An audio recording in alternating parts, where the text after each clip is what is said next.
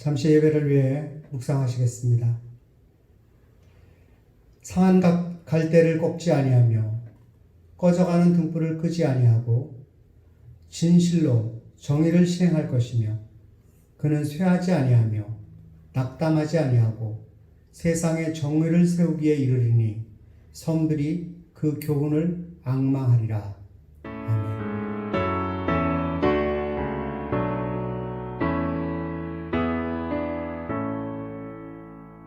성부 성자와 성령 찬송과 영광 돌려보내세.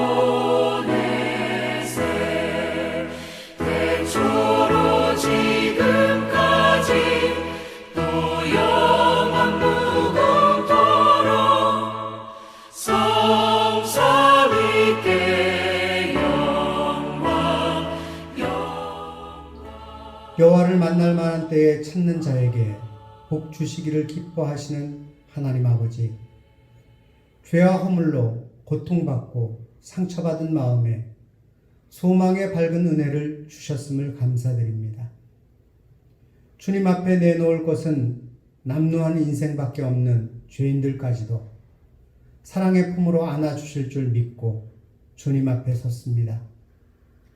저희가 드리는 예배 위에 성삼위 하나님의 임재가 나타나게 하옵소서.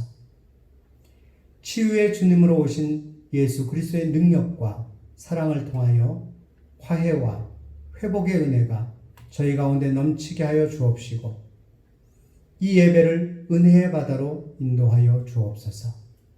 예수님의 이름으로 기원하옵나이다. 아멘. 만일 우리가 죄가 없다고 말하면 스스로 속이고 또 진리가 우리 속에 있지 아니할 것이요 만일 우리가 우리 죄를 자백하면 그는 미쁘시고 의로우사 우리 죄를 사하시며 우리를 모든 불의에서 깨끗하게 하실 것이요 아멘. 진리와 공의로 모든 구하는 자에게 합당한 응답을 주시는 하나님 아버지, 땅 위의 백성들에게 호흡을 주시고 구원을 주시는 주님께 감사를 드립니다. 부끄러운 죄를 돌아볼 때마다 마땅히 죄의 값을 치러야 함을 알지만 주님은 언제나 긍휼과 사랑을 베풀어 주셨습니다. 오늘도 주님의 용서하심을 바라며 주님 앞에 수치스러운 죄와 허물을 내려놓습니다. 주님은 회개하고 돌아오는 자를 받아주시는 용서의 하나님이심을 믿습니다. 예수 그리스도의 십자가의 보혈을 의지하며 참회의 기도를 드리는 죄인을 불쌍히 여겨 주옵소서. 받은 은혜를 생각하며 합당하게 살지 못했습니다. 주님 앞에 신앙 고백한 내용대로 실천하지도 못했습니다. 마음의 소원을 강구했지만 마음으로 약속한 것들을 지키지는 못했습니다. 언제나 말이 앞섰고 행동은 어리석었음을 자복하고 참회합니다. 잠깐이면 떠나야 할 세상을 욕심대로 살았음을 고백합니다. 주님의 거룩한 성소에 드려야 할 마음의 정결함을 상실하고 부정직과 불의를 일삼았음을 용서하여 주옵소서. 오늘도 고백하는 죄와 허물을 씻어주셔서 바른 길을 걷게 하여 주옵소서. 이제는 하나님과 나만이 아는 죄를 생각하며 조용히 참회의 기도를 계속합니다.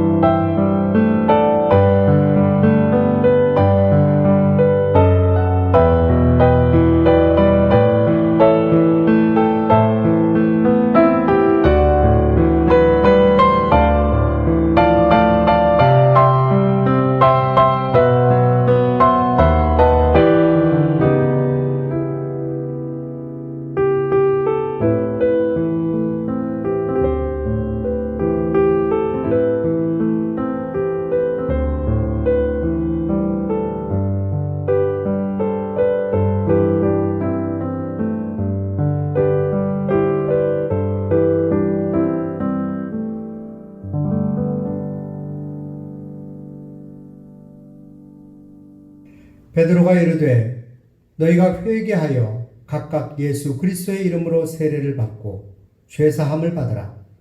그리하면 성령의 선물을 받으리니 이 약속은 너희와 너희 자녀와 모든 먼데 사람 곧 주 우리 하나님이 얼마든지 부르시는 자들에게 하신 것이라. 아멘. 사도신경으로 우리의 신앙을 고백드립니다. 나는 전능하신 아버지 하나님, 천지의 창조주를 믿습니다. 나는 그의 유일하신 아들, 우리 주 예수 그리스도를 믿습니다. 그는 성령으로 잉태되어 동정녀 마리아에게서 나시고 본디오 빌라도에게 고난을 받아 십자가에 못 박혀 죽으시고 장사된 지 사흘 만에 죽은 자 가운데서 다시 살아나셨으며 하늘에 오르시어 전능하신 아버지 하나님 우편에 앉아 계시다가 거기로부터 살아있는 자와 죽은 자를 심판하러 오십니다. 나는 성령을 믿으며 거룩한 공교회와 성도의 교제와 죄를 용서받는 것과 몸의 부활과 영생을 믿습니다. 아멘. 찬송가 313장입니다.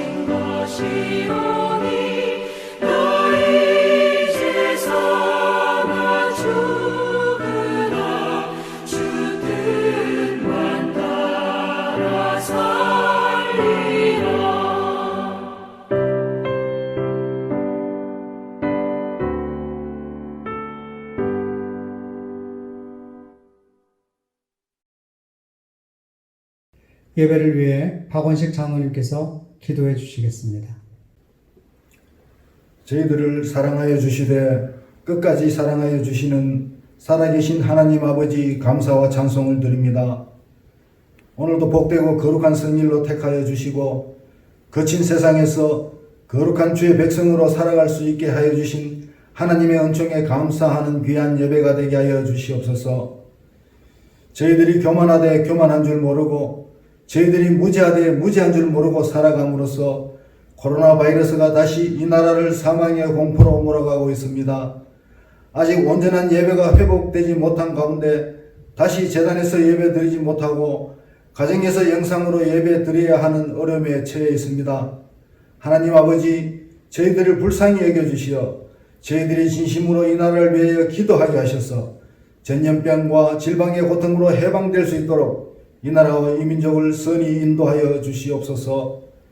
교회와 성도들이 먼저 방역수칙을 잘 지키게 하여 주시며 코로나19를 이기게 하여 주셔서 하루빨리 예배가 회복되고 아름답고 감격에 찬 예배를 드릴 수 있도록 하나님 저희들을 도와주시옵소서. 사랑의 하나님, 지난 한 주간 저희들의 모든 죄악과 허물들 용서받길 간절히 바라고 원합니다. 다시 한 주간 저희들 세상을 살아갈 때에 살아계신 하나님의 성모를 찬양하며 세상이 알 수 없는 참 평안을 깨닫으며 살아갈 수 있는 모든 성도들 되게 하여 주시옵소서. 세우신 이 재단을 통하여 하나님 영광 받으시길 간절히 바라고 원합니다. 이 지역을 위한 하나님의 소명이 이 재단을 통하여 이루어지길 또한 간절히 바라고 원합니다. 말씀을 통하여 모든 질병의 고통을 이기게 하시며 성도 안의 모든 마음의 상처가 치유되며 모이길 힘쓰는 아름답고 평안한 교회로 하나님 인도하여 주시옵소서. 저희들의 가정을 하나님 지켜주셔서 이 땅의 작은 천국이 되게 하시며 직장과 생업에 하나님 축복하여 주시옵소서. 국내외로 흩어져 직장과 학업과 군무로 생활하는 저희들의 자녀들 어디서 무엇을 하든지 세상의 길에 빠지지 않게 하시며 오직 하나님의 길에만 서게 하셔서 여호와를 경외하며 그 뜻을 쫓아 살아갈 때 하나님의 큰 쓰임을 받는 자녀들 되게 하여 주시옵소서. 코로나19로 인하여 모든 국제 질서가 어려운 가운데 이 나라를 하나님 지켜주시길 바라며 이 나라에 나갈 길을 하나님 열어주시옵소서. 억압과 착취로 고통에 신음하는 북한 동포들의 신음과 기도를 하나님 들어 응답하여 주시옵소서. 세우신 목사님 영육간에 강건케 붙들어 주시며 선포되는 말씀을 통하여 우리들의 영과 육이 회복되며 치유되는 귀한 말씀 되게 하여 주시옵소서. 예배를 위해 수고하는 우리 영상위원들의 손길 하나님 또한 기억하여 주시옵소서. 예배 신용을 주님께 의탁하옵고 모든 말씀 우리 주 예수님 이름으로 기도드리옵나이다. 아멘.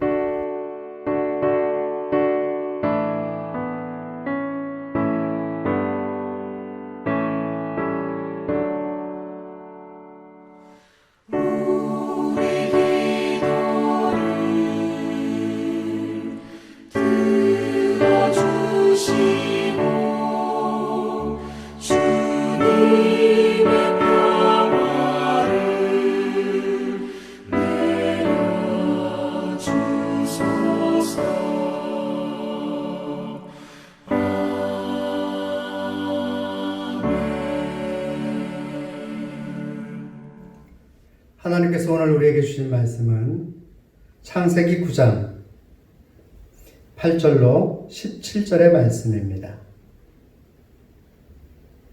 이 말씀을 봉독해 드릴 때 하나님의 음성을 함께 들으실 수 있기를 원합니다. 하나님이 노아와 그와 함께한 아들들에게 말씀하여 이르시되 내가 내 언약을 너희와 너희 후손과 너희와 함께한 모든 생물 곧 너희와 함께한 새와 가축과 땅의 모든 생물에게 세우리니 방주에서 나온 모든 것 곧 땅의 모든 짐승에게니라. 내가 너희와 언약을 세우리니 다시는 모든 생물을 홍수로 멸하지 아니할 것이라. 땅을 멸할 홍수가 다시 있지 아니하리라. 하나님이 이르시되 내가 나와 너희와 및 너희와 함께하는 모든 생물 사이에 대대로 영원히 세우는 언약의 증거는 이것이니라. 내가 내 무지개를 구름 속에 두었나니 이것이 나와 세상 사이의 언약의 증거니라. 내가 구름으로 땅을 덮을 때에 무지개가 구름 속에 나타나면 내가 나와 너희와 및 육체를 가진 모든 생물 사이에 내 언약을 기억하리니 다시는 물이 모든 육체를 멸하는 홍수가 되지 아니할지라. 무지개가 구름 사이에 있으리니 내가 보고 나 하나님과 모든 육체를 가진 땅의 모든 생물 사이에 영원한 언약을 기억하리라. 하나님이 노아에게 또 이르시되 내가 나와 땅에 있는 모든 생물 사이에 세운 언약의 증거가 이것이라 하셨더라. 아멘. 6.25 때 있었던 일입니다. 국군이 낙동강 부근까지 밀려 내려갔다가 유엔군이 인천 상륙작전에 성공함에 따라 국군은 유엔군과 함께 압록강까지 밀고 올라가게 되었습니다.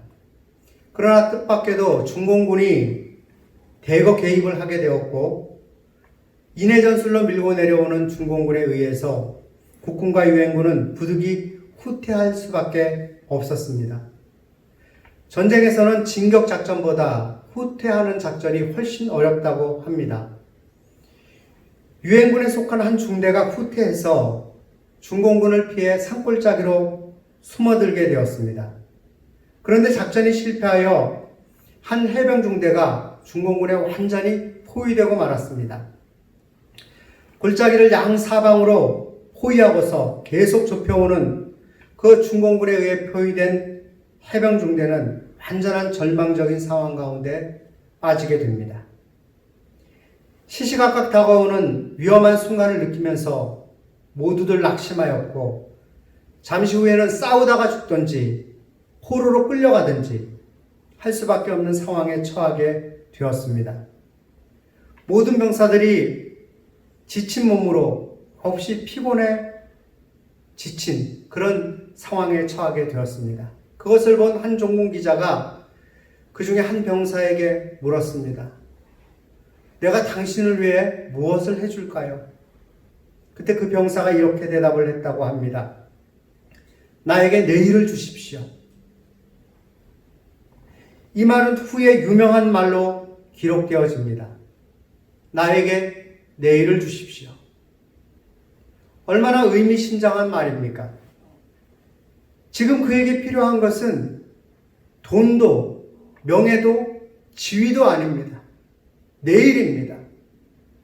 여러분, 내일이 무엇입니까? 내일은 소망입니다. 내일이 보장되어 있다면 현재가 아무리 힘들고 어려워도 현재를 버텨낼 수가 있습니다. 그러나 내일이 없다면 오늘을 아무리 힘들게 버텨낸다고 하더라도 내일이 없다면 그것이 무슨 소용이 있겠습니까? 문제는 내일이 보장되어야 하고 그래야 소망이 생깁니다. 요즘 우리는 코로나19로 인해서 아주 긴 어려운 시간을 보내고 있습니다. 전 세계적으로 보면 8월 21일 통계로 80만 명이 넘는 사람이 코로나19로 인해 죽었다고 합니다. 우리나라는 확진자 수가 19,000명을 넘었고 사망자 수도 300명을 넘었습니다. 경제적인 손실은 말할 것도 없고 생활 자체가 망가져 버렸습니다. 서울 경기 지역에서는 사회적 거리두기 2.5단계가 시행되었습니다. 카페 매장 안에서는 커피도 마실 수가 없게 되어 포장이나 배달로만 마시게 되었습니다. 문제는 코로나19로부터 자유로워지는 시간이 오느냐 하는 것입니다. 전 세계의 모든 나라가 코로나19를 위한 치료제, 백신을 개발하려고 애를 쓰고 있습니다. 러시아에서는 백신이 개발되었다고 광고를 하고 있습니다. 그런데 아직 믿을 만한 단계가 아닙니다. 만약에 그 개발되었다고 하는 백신이 확실하다면 전 세계가 아직도 이렇게 코로나19로 인해서 휘청거리고 있지는 않을 것입니다. 사람들 중에는 이제 코로나19 이전의 세상으로 돌아가는 것은 불가능하다. 그렇게 이야기하는 사람들이 있습니다. 소망을 잃어버리고 절망 가운데 있는 것이지요. 이런 가운데서 하나님께서 우리에게 주시는 말씀은 무엇이겠습니까? 이제 본문의 상황으로 들어가 보겠습니다.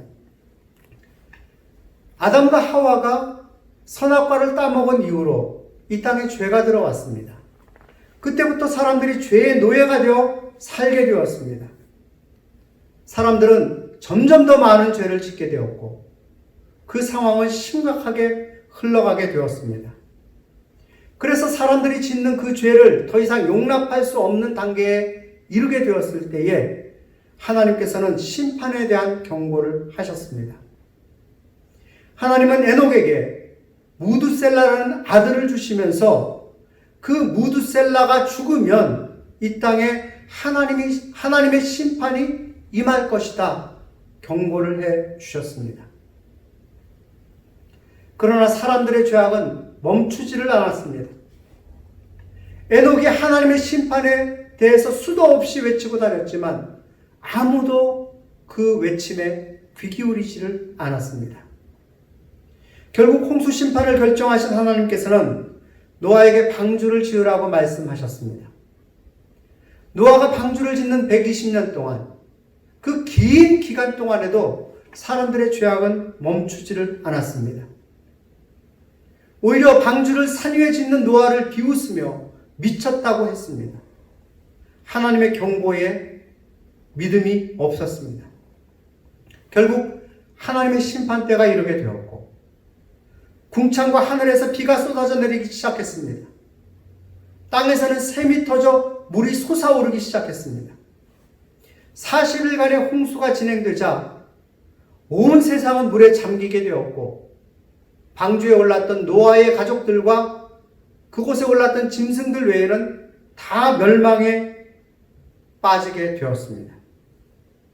비가 그친 후에도 물이 빠지기까지 상당한 기간이 흘렀습니다. 1년하고도 열흘이 지났을 때에 노아의 식구들이 방주에서 땅을 밟아 나오게 되었습니다. 여러분, 노아가 그 방주에서 나오는 순간 마주친 것은 무엇이었을까요? 온 땅이 멸망해버린 폐허밖에 남지 않은 상황, 그것 아니었을까요? 쑥대밭도 그런 쑥대밭이 없었을 것입니다. 다행히 땅에는 파릇파릇 새싹이 돋아나기 시작했지만 그 모습을 보면서 얼마나 비참했겠습니까? 또 비라도 내리면 얼마나 불안했겠습니까? 비가 조금만 내려도 또 홍수가 나면 어쩌나 하면서 자라보고 놀란 것은 숫공 보고 놀란다고 굉장히 불안해하지 않았겠습니까? 그런 와중에 노아는 방주에서 나와서 하나님 앞에 정결한 눈물로 번제를 드립니다. 제사를 받으신 하나님께서 노아에게 말씀하셨습니다. 창세기 9장 1절입니다. 하나님이 노아와 그 아들들에게 복을 주시며 그들에게 이르시되 생육하고 번성하여 땅에 충만하라. 폐허가 된 땅이지만 회복시켜 주실 것을 약속해 주셨습니다. 하나님께서는 홍수 후에 유일하게 살아남은 노아의 가족들을 새로운 인류의 조상이 되도록 하셨습니다. 그리고 하나님께서는 다시는 인류를 홍수로 심판하지 않겠다고 약속하셨습니다. 그리고 그 약속에 대한 증거로 무지개를 주셨습니다. 무지개가 구름 속에 나타나면 하나님의 약속하신 말씀을 기억하라는 것입니다. 구름 속에 무지개가 나타날 때 하나님께서도 다시는 물로 심판하지 않으시겠다는 약속을 기억하시겠다는 것입니다. 무지개라는 단어는 히브리어로 보면 캐쉐트라는 단어입니다. 이 단어는 구약 성서에 약 80회 정도가 사용이 되었습니다. 오늘 본문에서 3번 나오고요. 에스겔서 1장에 1번이 나옵니다. 이 4번은 무지개라는 말, 은혜라는 말로 그렇게 사용이 되었지만 나머지 모든 이 캐셔트는 심판의 퀘셰트로 사용이 되었습니다. 이게 무슨 말입니까? 이 퀘셰트라는 말은 활이라는 말입니다. 그러니까 하나님께서 퀘셰트라는 말을 사용하셨는데 4번은 은총의 의미로, 그리고 나머지 80번 중에 나머지 76번은 심판의 의미로 사용하셨다는 것입니다. 그렇다는 말씀은 이 홍수 심판도 하나님의 퀘셰트라고 볼 수가 있습니다. 세상이 죄악으로 가득하게 되었고 돌이키지 않으니까 하나님께서 심판의 활을 드시고 세상으로 그 홍수의 심판 활을 날려보내신 겁니다. 그리고 그 결과 끔찍한 사태가 이 땅에 벌어지게 된 것이죠. 얼마나 끔찍했는지 오늘 본문에서 하나님은 3번씩이나 다시는 내가 홍수로 세상을 심판하지 않으시겠다 반복해서 말씀하십니다. 오늘 본문에 나타난 퀘셰트는 심판의 퀘셰트가 아니라 은총의 퀘셰트입니다. 무지개라고 우리에게 말씀하고 계십니다. 그런데 여러분, 무지개를 한번 잘 보시면, 생각해 보시면 무지개가 활처럼 휘어 있지 않습니까? 그런데 그 활에는 활줄이 없습니다. 화살도 걸려 있지 않습니다.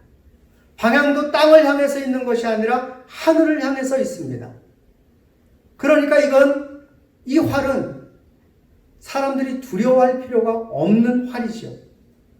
게다가 이 활은 땅과 하늘을 연결해 놓고 있습니다.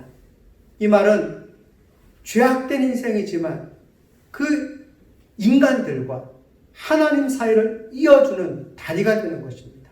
소통의 그 연결고리를 남겨놓으신 것이죠. 죄인인 인간에게 하나님께서 은혜를 베풀어 주시겠다 하는 뜻일 것입니다. 어쨌든 하나님께서는 이 무지개를 통해서 살아남은 노아 가족들에게 소망을 주고자 하셨습니다. 만약에 이 무지개 약속이 없었다면 노아 가족들이 소망을 품을 수 있었을까요? 오늘은 살아남았지만 내일 또 언제 심판이 임할지 모릅니다. 그 심판이 임하면 다시 살아남을 수 있다는 보장을 누가 해줄 수 있습니까? 그리고 살아남는다 한들 계속해서 홍수로 심판을 하신다면 무엇을 먹고 살겠습니까? 어떻게 살겠습니까? 방주 안에서만 계속해서 살겠습니까? 그렇게 산다면 그것은 살아있다고 해도 사는 것이라 말할 수는 없을 것입니다. 이런 상황 속에서는 아무런 소망도 가질 수가 없습니다. 그런데 하나님께서는 이제 다시는 세상을 물로 심판하지 않으시겠다 말씀하셨고 그 약속의 표시로 증거로 무지개를 주셨습니다. 그 무지개를 통해서 노아와 노아의 가족들은 소망을 가질 수 있게 되었습니다. 이제 노아의 가족들은 비가 내려도 무지개를 보면서 하나님께서 물로 심판하지 않으시겠다는 그 약속의 말씀을 주셨음을 기억할 것입니다. 그래서 더 이상 불안에 떨지 않게 될 것입니다. 무지개를 보면서 홍수 심판 가운데서 살려주신 그 하나님께서 우리를 구원해 주실 것이다. 구원의 은총을 베풀어 주실 것이다. 믿음을 갖게 되었을 것입니다.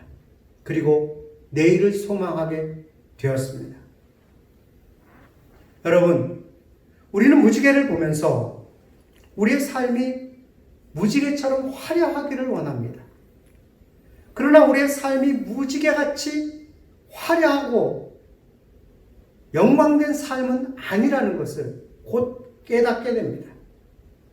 우리의 대부분의 삶은 무지개와 같은 삶이 아니라 구름으로 뒤덮인 삶과 같다고 할 수 있습니다.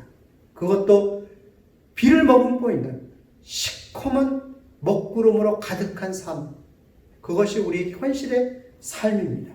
그럴 때가 많습니다. 그러면 시커먼 먹구름이 우리의 인생을 뒤덮고 있을 때 우리는 어떻게 해야 되겠습니까? 절망 가운데 빠져서 가만히 있어야만 되겠습니까? 무지개를 통해서 우리가 생각할 것이 있습니다. 우리가 첫 번째로 생각할 것은 우리의 인생이 구름으로 뒤덮일 때가 있지만 하나님께서 함께 하시면 그 속에 있는 무지개를 만날 수 있다는 것입니다. 하나님께서는 무지개를 약속해 주셨습니다. 본문 13절을 다시 한번 보십시오. 내가 내 무지개를 구름 속에 두었나니 이것이 나와 세상 사이의 언약의 증거니라. 하나님께서는 내가 내 무지개를 구름 속에 두었다 말씀하십니다. 무지개의 주인이 하나님이십니다. 하나님께서 그 무지개를 구름 속에 두셨습니다. 그러므로 하나님과 함께 할 때 그 무지개를 만날 수가 있습니다.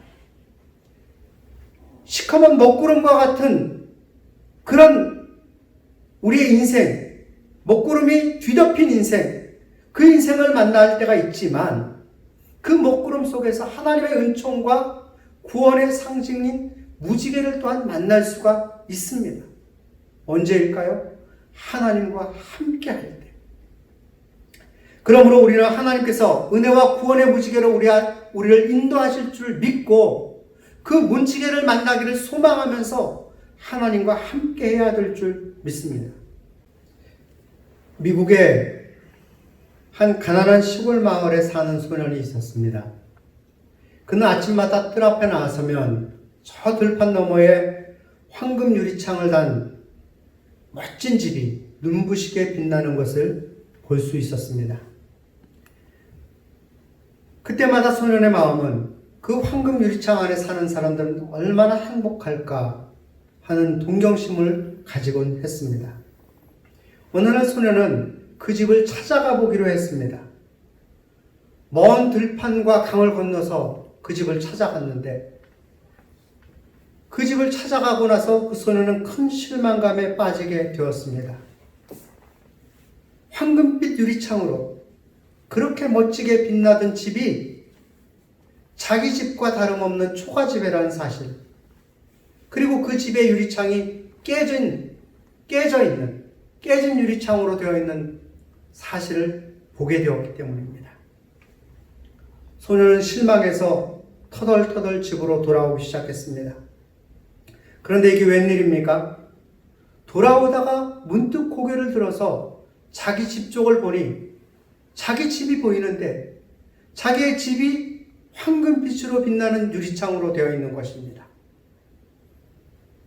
유리창이 문제가 아니라 그 유리창에 석양의 태양빛이 비칠 때 그 빛을 받아서 황금빛으로 빛나게 된 것입니다. 소년이 그것을 깨닫게 되었습니다. 여러분, 중요한 것은 유리창이 아니라 빛에 있습니다. 빛이 있을 때 비로소 유리창이 황금빛 창으로 빛날 수 있는 것입니다. 무지개도 빛이 있을 때 아름다운 무지개로 나타날 수가 있습니다. 우리 인생에 아무리 먹구름 가운데 있어도 하나님께서 함께 하시면, 하나님께서 은혜의 빛을 쬐어주시면, 비춰주시면 우리의 인생이 무지개로 바뀔 수 있다는 것을 말해주는 것입니다. 여러분, 사도 바울을 생각해 보십시오. 그의 인생은 어렵고 힘든 삶의 연속이었습니다. 고린도전서 11장 23절 이하에서 사도 바울이 말하는 것을 한번 들어보십시오. 그들이 그리스도의 일꾼이냐 정신없는 말을 하거니와 나는 더욱 그러하도다. 내가 수고를 넘치도록 하고 옥에 갇히기도 더 많이 하고 매도 수없이 맞고 여러 번 죽을 뻔하였으니 유대인들에게 40에 하나 감한매를 5번 맞았으며 3번 태장으로 맞고 1번 돌로 맞고 3번 파선하고 일주야를 깊은 바다에서 지냈으며 여러 번 여행하면서 강의 위험과 강도의 위험과 동족의 위험과 이방인의 위험과 시내의 위험과 광야의 위험과 바다의 위험과 거짓 형제 중의 위험을 당하고 또 수고하며 애쓰고 여러 번 자지 못하고 줄이며 목마르고 여러 번 굶고 춥고 헐벗었노라. 이런 삶을 산 사도 바울의 삶이 얼마나 어려운 인생길이었겠습니까? 그러나 사도 바울은 자신의 삶이 마냥 힘들었다고만 그렇게 말하지는 않습니다. 빌립보서 2장 17절 이하의 말씀입니다. 너희 믿음의 재물과 섬김 위에 내가 나를 전제로 드릴지라도 나는 기뻐하고 너희 무리와 함께 기뻐하리니 이와 같이 너희도 기뻐하고 나와 함께 기뻐하라. 사도 바울은 빌립보 교회 교인들을 향하여 말하면서 내가 기뻐하겠다. 너희도 기뻐하라. 우리 함께 기뻐하자. 그 얘기를 하고 있는 것입니다. 여러분, 지금 사도 바울의 상황이 어떤 상황입니까? 감옥에 갇혀 있습니다. 언제 죽을지 모릅니다. 자유도 없고 생명의 보장도 받을 수 없는 상황입니다. 그런데 내가 지금 너희와 함께 기뻐하기를 원한다. 내가 지금 기뻐하고 있다. 그렇게 말하고 있는 것입니다. 무엇이 그를 그렇게 기쁨으로 인도했을까요? 하나님께서 함께 하시기 때문입니다. 하나님께서 자신의 사명을 다 이루기까지 그를 지켜주실 것을 믿었기 때문입니다. 또한 하나님께서 그의 모든 삶을 지켜보시고 그 수고가 헛되지 않도록 상을 준비하고 계신다는 사실을 믿었기 때문입니다. 그래서 사도 바울은 기뻐할 수 있었습니다. 여러분, 먹구름 속을 지나는 인생 같아 보여도 절망하지 마십시오. 우리는 결코 망하지 아니할 것입니다. 하나님께서 우리를 지켜주실 것입니다. 우리가 힘들고 어려울 때 하나님께서 우리를 도와주실 것입니다. 그리고 우리의 손을 잡고 인도하셔서 무지개로 이끌어 주실 것입니다. 하나님께서 인도하시는 무지개를 바라보면서 소망 가운데 하루하루를 사실 수 있기를 부탁드립니다. 하나님께서 약속하신 무지개를 통해서 두 번째 생각할 말씀은 구름 뒤에는 반드시 무지개가 있다는 사실을 알아야 된다는 것입니다. 구름이 무서운 기세로 피어올라서 온 세상을 덮는 때에는 무지개가 보이지 않습니다.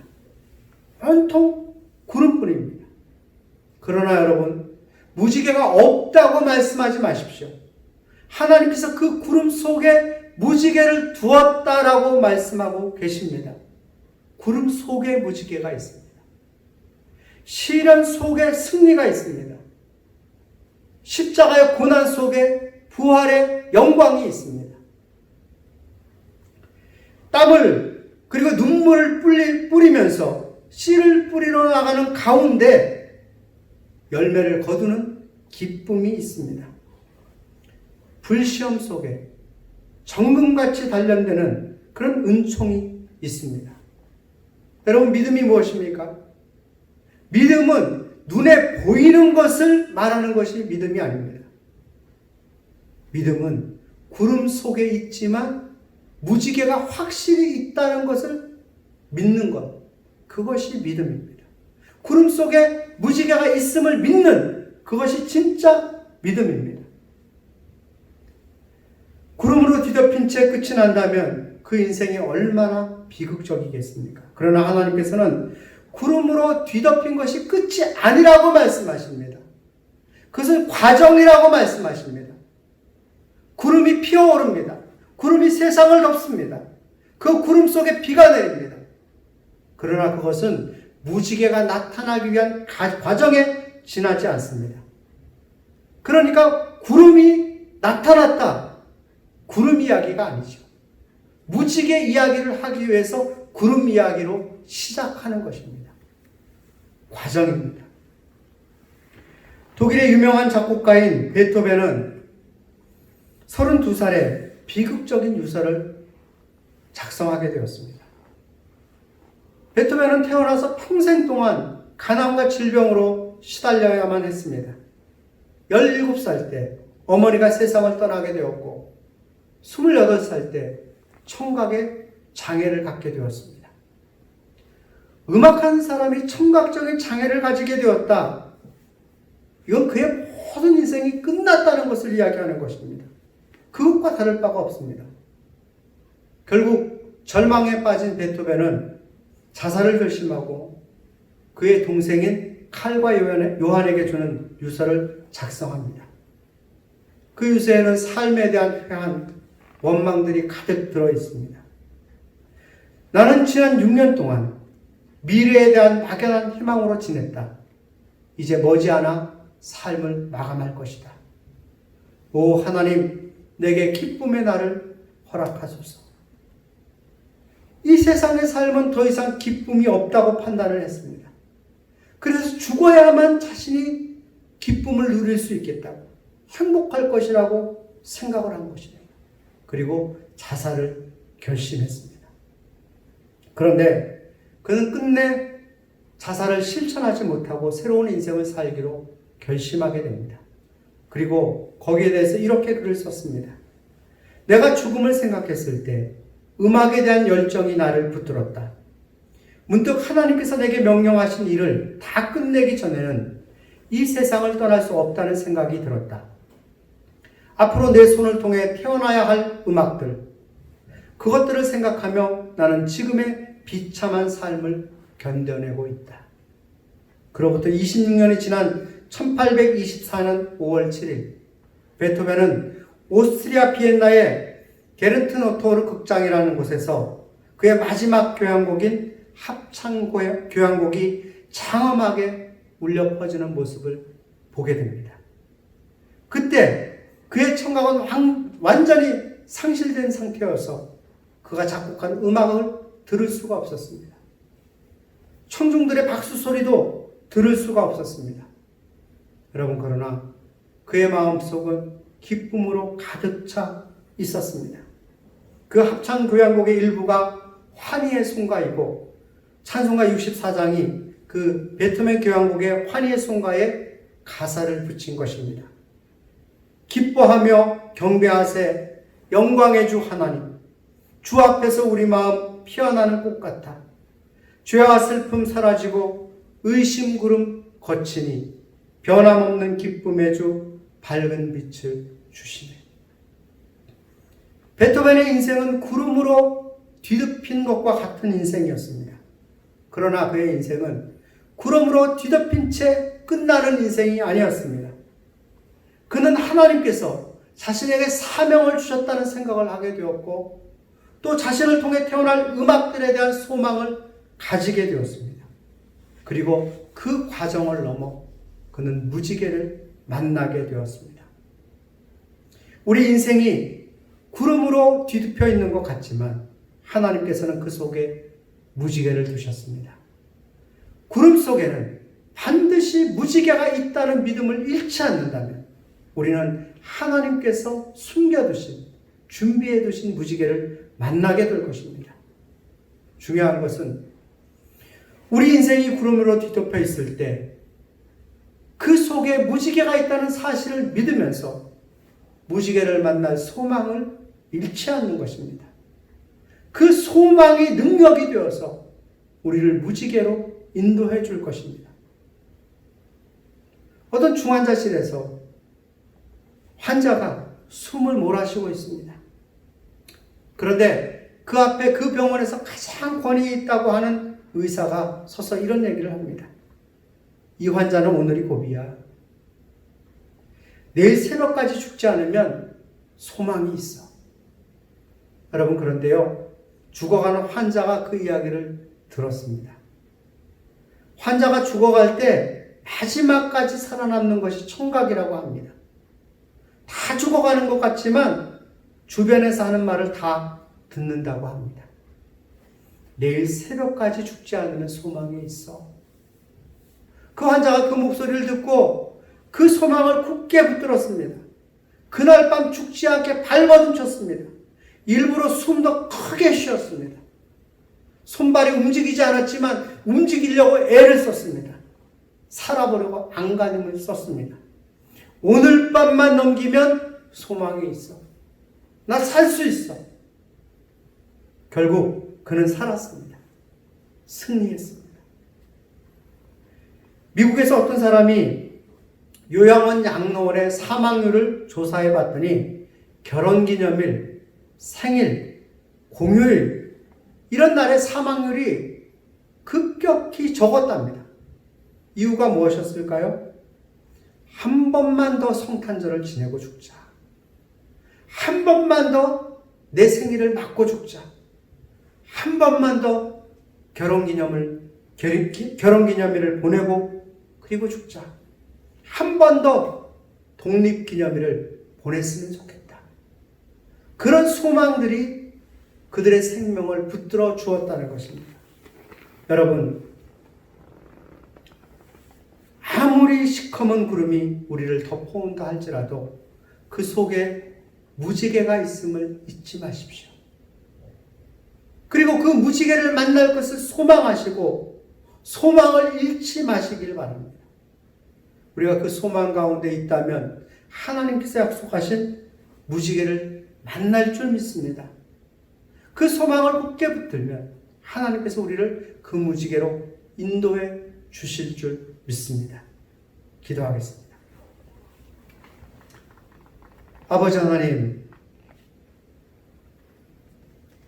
저희들을 구원해 주시고 하나님의 은혜로 함께 해주시마 약속해 주셨으니 감사드립니다. 때때로 저희가 이 땅을 살아가며 먹구름 덮인 인생과 같은 시간을 보낼 때가 있습니다.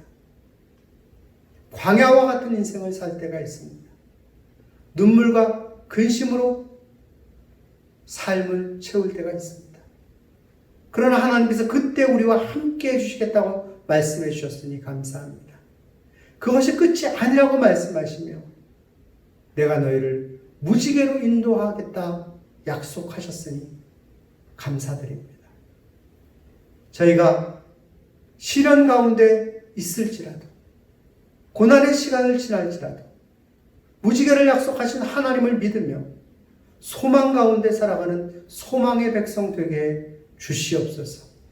성령님을 통하여 감동시켜 주시고 인도하여 주셔서 주님께서 준비해 두신 무지개를 만날 수 있게 하여 주시옵소서. 예수님의 이름으로 기도 올리옵나이다. 아멘. 찬송가 487장입니다.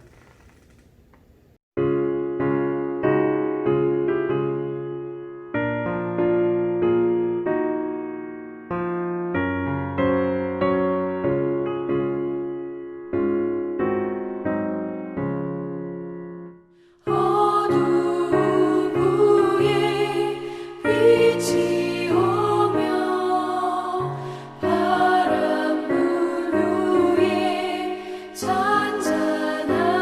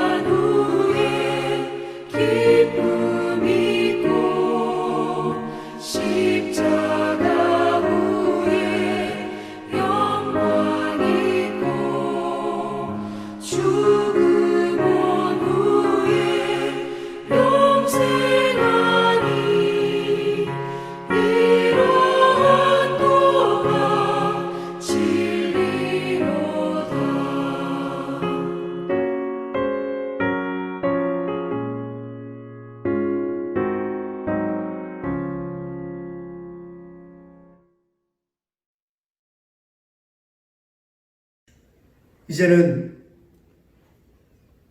세상의 사람들을 구원하시기 위해 이 땅에 오시고 십자가에서 생명을 내어주신 예수님의 은혜와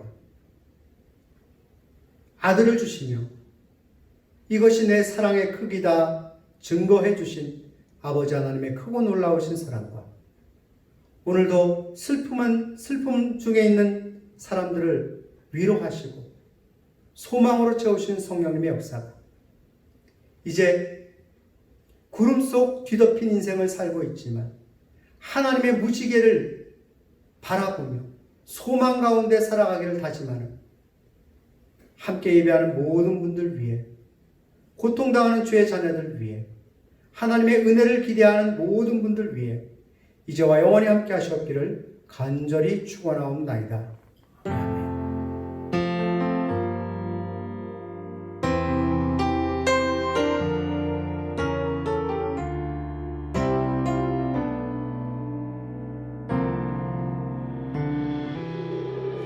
오늘 이곳에 계신 성령님 우리에게 말씀하시고 우릴 가르치소서. 다시 우리 맘 열어주시고 주의 빛으로 밝혀 우릴 인도하소서. 오늘 이곳에 계신 성령님 우리에게 말씀하시고 우리 가르치소서.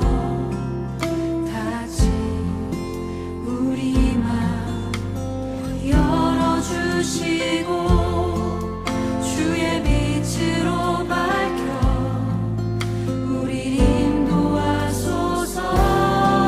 주님보다